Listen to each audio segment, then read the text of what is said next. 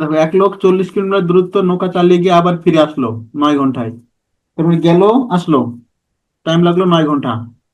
সে বুঝলো যে সে স্রোতের অনুকূলে যে সময় 5 কিলোমিটার যায়, তাহলে অনুকূলে একই সময় 5 কিলোমিটার যাওয়া যায়। স্রোতের প্রতিকূলেও একই সময়ে 4 কিলোমিটার যাওয়া যায়। স্রোতের বেগ কত?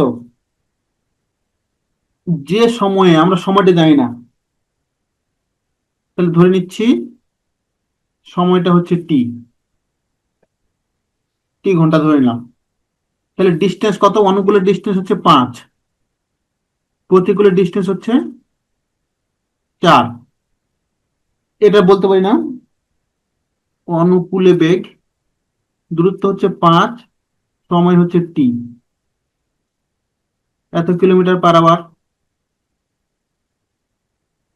প্রতিকূলে বেগ, এটা হচ্ছে 4, এটা হচ্ছে টি। তাহলে একই সময়ে অনুকূলে যাচ্ছে 5, প্রতিকূলে যাচ্ছে 4, তাহলে বলতে পারি অনুকূলে বেগ হচ্ছে এটা, প্রতিকূলে বেগ হচ্ছে এটা। তাহলে অনুকূলে যখন 40 কিলোমিটার যাবে, তাহলে 40/5/টি, এটা সময় লাগবে। প্লাস যখন প্রতিকূলে ঘুরে আসবে, তখন সময় লাগবে 40/4/টি। এই টোটাল টাইমটা হচ্ছে 9। তাহলে এখান থেকে ক্যালকুলেশন করি, 40T/5 প্লাস 40T/4 সমান 9।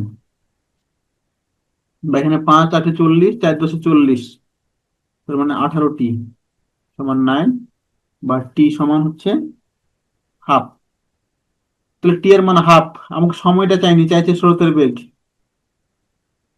স্রোতের বেগ বের করতে গেলে আমার একটু ঝামেলা আছে। আমাকে এটা বের করতে হবে, অনুকূলে বেগ। অনুকূলে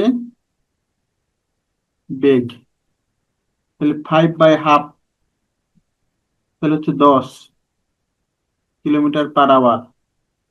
প্রতিকূলে বেগ 5, এটা 4/2 সমান 8 কিলোমিটার পার আওয়ার।